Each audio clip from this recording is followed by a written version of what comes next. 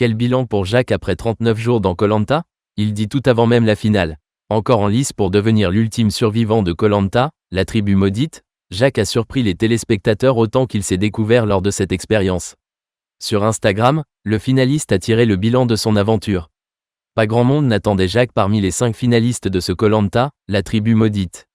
Lui-même n'aurait pas misé un bout de manioc sur ses chances lorsqu'il a débarqué sur l'archipel philippin avec les 23 autres naufragés.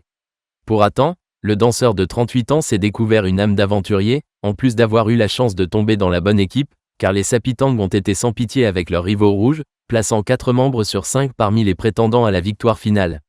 Quand on sait d'où je viens, Jacques surprit lui-même par son parcours dans Koh-Lanta. La redoutée épreuve d'orientation, qui va être diffusée dans l'épisode du 26 novembre 2024, va départager une première fois Jacques, Ilyes, Thibaut, Charlotte et Cécile. À l'aune de cette chasse au poignard, le toujours solaire Royanais a dressé le bilan de son aventure après 39 jours de survie sur son compte Instagram. Un bilan forcément positif au vu de son profil pas façonné pour la survie en milieu hostile. Quand on sait d'où je viens, qu'à la base j'avais peur de la mer, de la forêt, des insectes.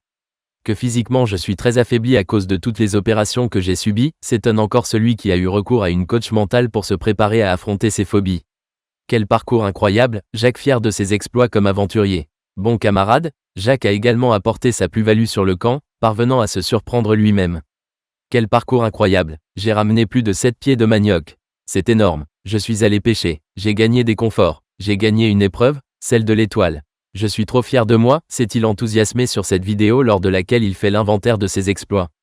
Il doit une fière chandelle à ses colocataires, et notamment à Hugo, le plus grand aventurier de tous les temps, qu'il a choisi d'évincer aux portes de la finale, pour espérer gagner. Cette décision prise à contre-cœur sera-t-elle suffisante pour accéder au mythique poteau? Il fait en tout cas partie de nos favoris.